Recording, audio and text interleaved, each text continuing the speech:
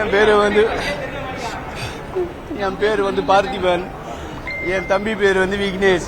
13ஆம் தேதி நைட்டு அவனுக்கு வந்து வயிற்று வலின்னு ஹாஸ்பிட்டலுக்கு கூட்டு வந்து சேர்த்தோம். என்னன்னு பார்த்தா பித்தப்பையில கல் இருக்குதா கூட்டு வந்து சேர்த்தோம்.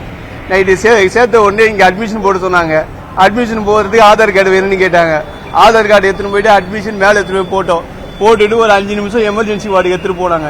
எமர்ஜென்சி வார்டில் படுத்தோ எதுவுமே பார்க்க வைக்கல. சும்மா வீல் சேர்ல உட்கார வைக்கிற மாதிரியே கூட்டு போயிட்டு வீல் சேர்லயே சும்மா குனிங்க ஏந்திரிங்கன்னு பார்த்துட்டு ஒன்றும் இல்லை போங்க அப்படின்ட்டு ஒரு ஊசியை போட்டுட்டு நார்மல் வார்டு கூட்டு போய் போட்டாங்க. மேலே எம்ஜி அந்த ஏதோ ஒரு வார்டு குடல் சம்பந்தமான வார்டில் எடுத்துட்டு போட்டாங்க. அதுக்கப்புறம் அவங்க வந்து அன்னைக்கு ஃபுல்லாவும் நைட்டு ஃபுல்லாவும் ஒன்றும் பார்க்கல. அடுத்த நாள் நைட்டு சாயந்தரம் ஒரு 9 மணி வரைக்கும் கூட ஒண்ணுமே பார்க்கல. அதாவது அவனுக்கு எப்படி உடம்பு எப்படி இருக்கு, பல்ஸ் இருக்கா இல்லனா பிளட் பிரஷர் எப்படி இருக்குது எதுவுமே ஒண்ணுமே பார்க்கல. பார்க்காம நைட்டு 10 மணிக்கு திடீர்னு அவனுக்கு மூச்சு வாங்க ஆரம்பிச்சோம்ல. வாயில அந்த டெம்பரவரியா அந்த சுவாசிக்கிற அந்த இதை வச்சு எடுத்துன்னு போயிட்டு எமர்ஜென்சி இதுல போட்டாங்க. ஐசியூல வச்சிட்டாங்க. எமர்ஜென்சி வார்டில் வச்சதுல இருந்து வாயில வச்சாங்க, மூக்குல டியூப் வச்சாங்க. அவ்வளவுதானே தவிர அதுக்கப்புறம் எந்த ஒரு ட்ரீட்மெண்ட் நடக்கல.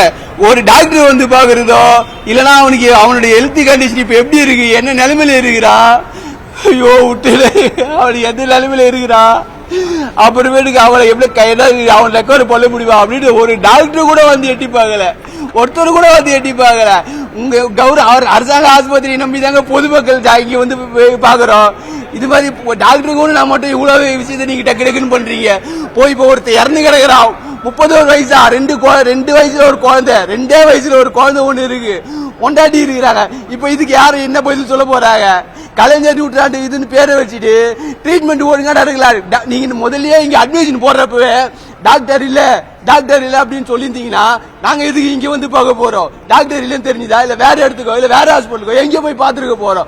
அட்மிஷனை போட்டு கூட்டு போயிட்டு எமர்ஜென்சி வார்டில் பாத்துட்டு பாக்குற கூட படுக்க வச்சுட்டு இப்ப அடியாயமா இப்படி சாவச்சிட்டாங்களே. நீ காலைல வரையும் கூட ஒரு டாக்டர் வந்து பாக்கலைங்க. ஒருத்தர் கூட 5 நிமிஷம் தான் தாங்கும், ஒண்ணும் கிடையாது அப்படின்ட்டாங்க ஒரே வார்த்தை. சார் இங்க பாருங்க சார், இது நல்லா பாத்துங்க சார். இதுதான் சார் ஓபி சீட்டா சார். அவங்க உள்ள ட்ரீட்மெண்ட் எடுத்த ஓபி சீட் எவ்வளவு அழகா போட்டிருக்காங்க பாரு சார். பேப்பர்ல எழுதி எவ்வளவு அழகா ஓபி சீட்டை போட்டு வச்சிருக்காங்க பாருங்க சார். நல்லா பாருங்க சார்.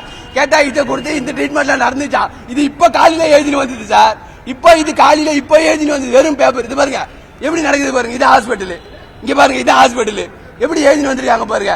இப்ப எழுதினு வந்து கொடுத்துட்டு இதுதான் ட்ரீட்மெண்ட்டுக்கான சம்மரி பாருங்க. ஒரு உயிர் போயிருக்கு, ஒரு உயிருக்கான சம்மரி இது. இதுதான் அரசாங்கம் நடத்துற ஹாஸ்பிட்டல். சொல்லுங்க ஆஸ்பத்திரி இதுதானா? ஒரு மனசாட்சியில 30 வயசு பையங்க அவனுக்கு எப்படிங்க ஸ்டெமினா கூட இல்ல அவன் போயிருக்கான் அந்த உடம்பு தாங்குற அளவுக்கு. எட்டு இது மாதிரி பண்ணிருந்தா எப்படிங்க? அநியாயமா போச்சாங்க ஒரு உயிர். செட்டிநாடு ஹாஸ்பிட்டல் அதுக்கு முன்னாடி இங்க வரதுக்கு முன்னாடி செட்டிநாடு ஹாஸ்பிட்டல் பாத்துட்டு அதுக்கப்புறம் தான் அங்க ஸ்டேட்மெண்ட் வாங்கிக்கின்னு அங்க எங்களால செலவு பண்ண முடியாதுன்னு ஒரு நாளைக்கு 15,000 ரூபாய் 20,000 ரூபாய் கேட்டாங்க ஐசியூல. அதனால எனக்கு செட் ஆகாதுங்க வச்சு பாக்குறதுக்கு. அதனால என்ன பண்ண வேணாம் தனியார் கொடுங்க அப்படின்ட்டு சரி நல்லா பாப்பாங்களே அப்படின்றதுக்கோசம் இந்த ஹாஸ்பிட்டல் கூட்டின்னு வந்தேன். இல்ல ரொம்ப நாளா இல்ல, அன்னைக்கு 13ஆம் தேதி நைட்டு தான். அதுக்கு அன்னைக்குதான் தெரியுமா அன்னைக்கு பித்தப்பையில கல் இருக்கிறது. பெயின் வந்ததுக்கு அப்புறம் தான் தெரியுமே. அதுக்கப்புறம் தான் கூட்டு வந்து சரி இங்க வந்தா நல்லா பாப்பாங்களே, இது வந்து சூப்பர் ஸ்பெஷாலிட்டி மருத்துவமனைன்றாங்களே, நல்லா பாப்பாங்களே நம்பி கூட்டு வந்தாங்க. இப்படி அநியாயம் பண்ணிட்டாங்களேங்க. இதுக்கு ஒரு நீதி நியாயமா கிடையாதா? விக்னேஷ் வந்து ஒரு ஒர்க் ஷாப்ல வந்து ஒர்க் இன்சார்ஜா இருக்காருங்க, மேனேஜர் மாதிரி சார். இல்ல சார் எப்பயுமே கிடையாது சார். இப்பதான் சார் ஒரு வாரமா தான் சார் இருக்கு. அவர் ரெகுலரா இருந்தா கூட போறாளியே மனசு ஏத்துக்கின்னு இருக்குமே. அப்படி கிடையாது. நல்லா தானே இருந்தான். நல்லாதான் இங்க கூட்டு வர வரைக்கும் நல்லா இருந்தான். நல்லா அருமையா இருந்தான். அழகா கூட்டு போகணும், அழகா நடக்க வச்சு கூட்டு போகணும். கூட்டு வந்தோம் ஒரு நாள் எப்படி உயிர் போகும்? 13ஆம் தேதி சார், 13ஆம் தேதி கூட்டு வந்தோம். இது மாதிரி பண்றாங்களே இது நியாயமா? இதுக்கு நீங்க தான் ஒரு தீர்வு சொல்லணும்.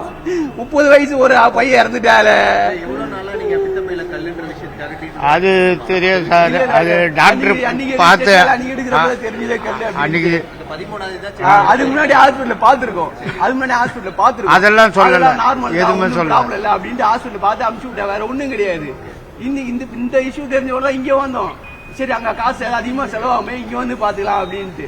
இங்க என்ன டாக்டர்கள் வந்து உங்களுக்கு பரிசோதனை செய்ய காரணம் வந்து இங்க வேலை நிறுத்தம் அதுதாங்க உண்மை. அதாவது டாக்டருக்கு வேலை நிறுத்தத்துக்கு காரணம் அதான் எங்க தம்பி உயிரா போச்சு.